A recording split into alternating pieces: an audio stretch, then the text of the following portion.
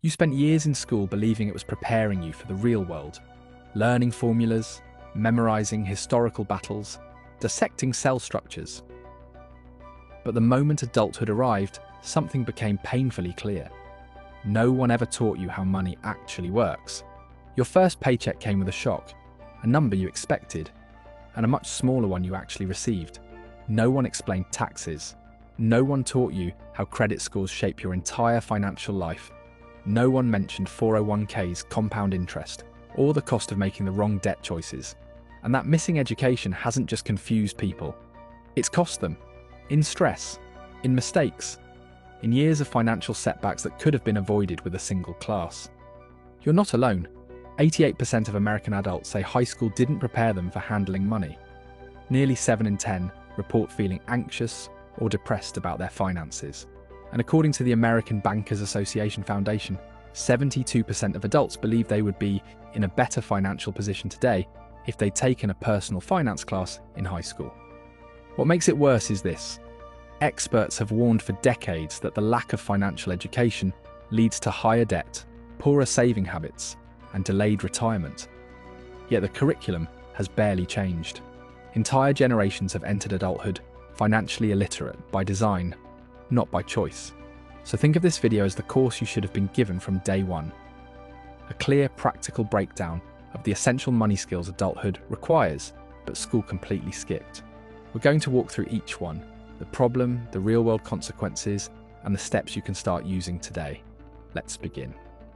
First up, the most fundamental money skill school completely ignored: budgeting. The problem. School gave us complex math. We learned algebra and calculus, solving for x in some abstract equation. But no one ever showed us the most important equation there is: your income minus your expenses. We got the tools for complex calculations, but zero blueprint for managing our own cash.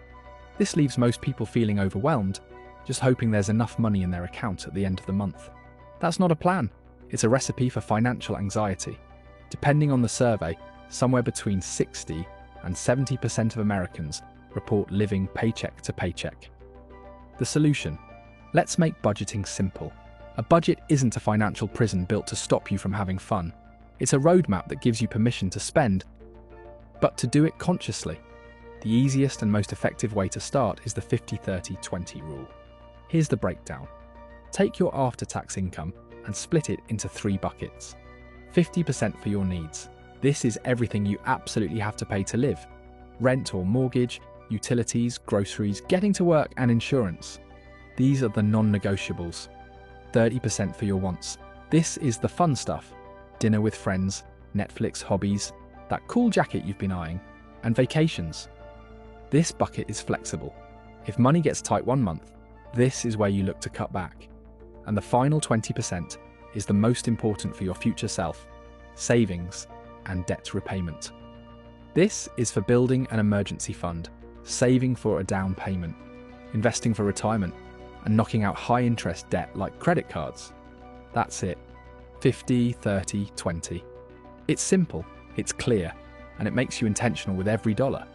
Just track your spending for 1 month, categorize everything, and see how your habits stack up.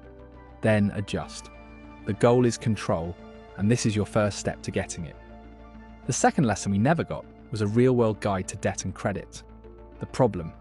We memorized historical dates, but no one taught us about the 3-digit number that has a bigger impact on our future than almost anything else: our credit score.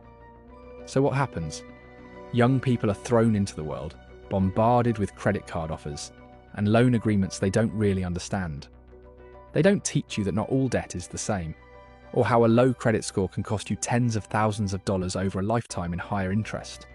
When you include things like mortgages, the average American holds over $100,000 in debt, and for millennials, that average climbs to over $132,000. A lot of that debt is racked up without a clue about the long-term damage. The solution. First, get to know your credit score. Think of it as your financial report card. It tells lenders how reliable you are. Scores usually range from 300 to 850, and the higher your score, the better the interest rates you'll get on car loans, mortgages, and credit cards. You can check your score for free from a bunch of different services. The two most important things? Pay your bills on time, every time, and keep your credit card balances low compared to your total limit. Next, learn the difference between good debt and bad debt. Good debt is money you borrow to buy something that can grow in value or boost your income, like a mortgage for a home or a student loan for a degree that leads to a better career. It's still debt, but it's an investment.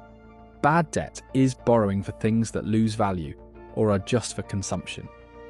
This is your high-interest credit card debt from dinners, clothes, or that weekend trip. Lately, the average credit card interest rate on accounts that carry a balance has been hovering around 22% or higher. That kind of rate can trap you in a debt cycle that feels impossible to escape. Your mission: attack bad debt, starting with the highest interest rate card first. This is called the debt avalanche method. Pay as much as you can on that one while making minimum payments on the rest. Seriously, respecting the power of debt and credit is non-negotiable for financial health. The third piece of our missing education: investing. The problem: school teaches the laws of physics, but not the most powerful law in the financial universe: compound interest. Most people hear the word investing and think it's some complicated, risky game for Wall Street sharks. It feels intimidating. So what do? They let their money sit in a savings account where it slowly gets eaten alive by inflation. They work hard for their money, but they never learn to make their money work for them. It's a massive missed opportunity. The solution: let's strip investing down to its basics. Investing isn't gambling. It's buying assets that have the potential to grow over time. For most people, the simplest way to start is with a low-cost index fund or ETF. Think of an index fund like a basket holding tiny slices of hundreds of the biggest companies. Instead of trying to pick one winning stock, you're betting on the entire market. And historically, over long periods, the market has trended upward. Just remember that past performance doesn't guarantee future results, but the real magic is compound interest. Imagine you plant a tree. It grows and drops seeds.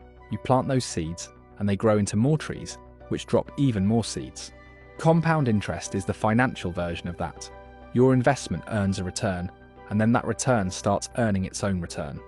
Over time, it creates a snowball effect that can turn small, consistent savings into a fortune.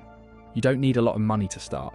You can open a retirement account, like a Roth IRA, or a regular brokerage account with just $100. The key is to start early, be consistent, and let time do the heavy lifting. The biggest mistake isn't picking the wrong stock. It's waiting too long to start because you think you need to be an expert or be rich. Neither is true. The fourth essential skill they skipped: understanding taxes. The problem: we learned to write 5-paragraph essays, but we were left totally unprepared for the cryptic language of a W-4 or a 1040 tax form.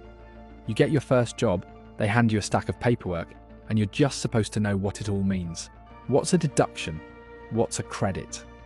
What's the difference between a marginal and an effective tax rate?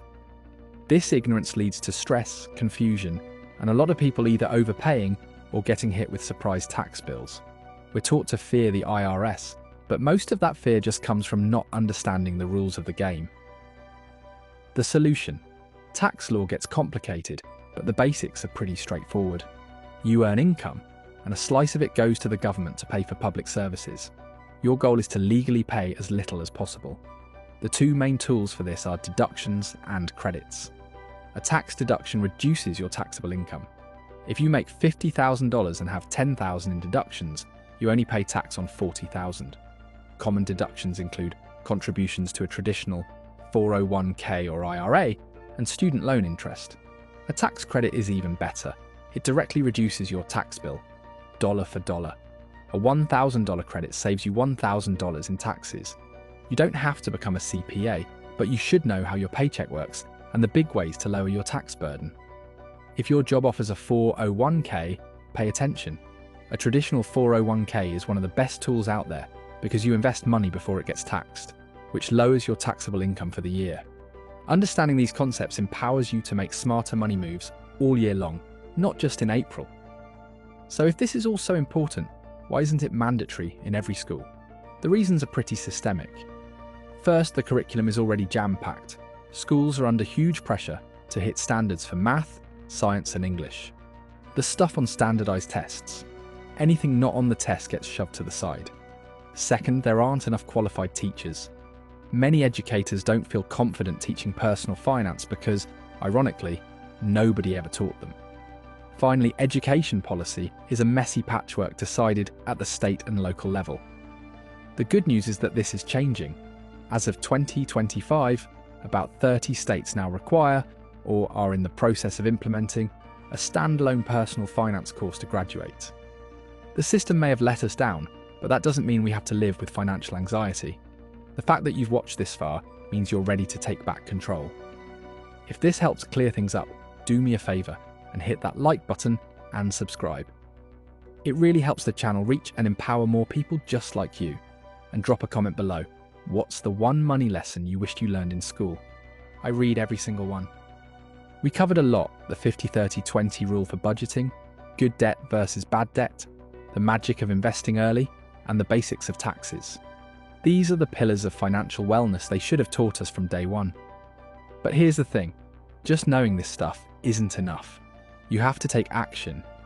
Don't get discouraged by past mistakes or overwhelmed by how much there is to do. Start small. Put together your first budget this week. Check your credit score tomorrow. Open an investment account next month with whatever you can afford. Every small step builds on the last. You are 100% capable of managing your money and building a secure future. Your journey starts now. This is MindCraft, where ideas become action and action becomes your future.